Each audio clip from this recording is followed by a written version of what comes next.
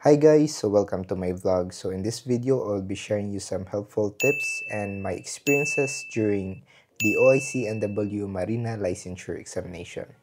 So I know most of us during the preparations atong exam is makulbanta. So sa the first 2 weeks is dili pa gid nato masulod sa atong utok ang mga review materials. And most of the time, especially magkuno na ta sa schedule sa atong exam, is makulbanta every day. So that's normal, no?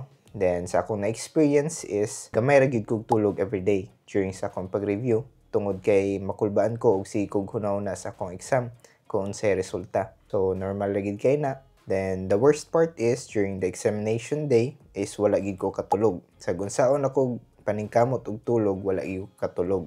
I don't know kung unsay nahitabo sa akong utok adto, pero pag abot na ko dito sa examination area ni kalitra ko ka-alive.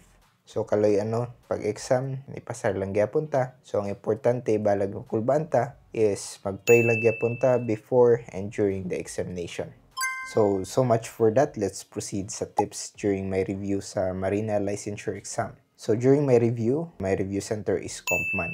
So I highly recommend Compman because their reviewer is very well structured.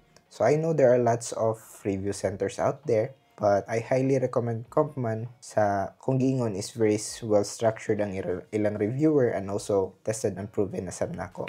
Pero it is up to you. It is your choice kung asa ka nga reviewer or asa ka mas kampante mo review. So there are 4 modes sa Compman. Na sila upat ka modes. Dili lang nako ingon ang ilang structure kay I don't have permission para moingon sa ilang structure sa ilang reviewer. So ako lang ingon is ang mga mostly nga makita nato sa uban review centers. So first off is the scan mode. So mo ni siya ang structure sa scan mode.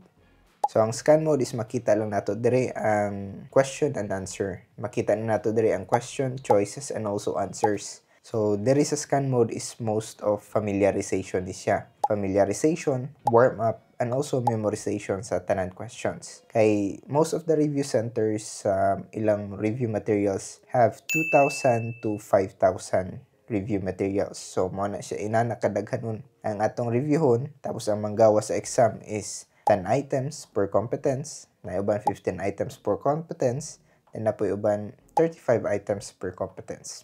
So ang scan mode is perfect ni siya para mag-initiate ang atong brain during sa deep review nato. So ang sunod na pod is ang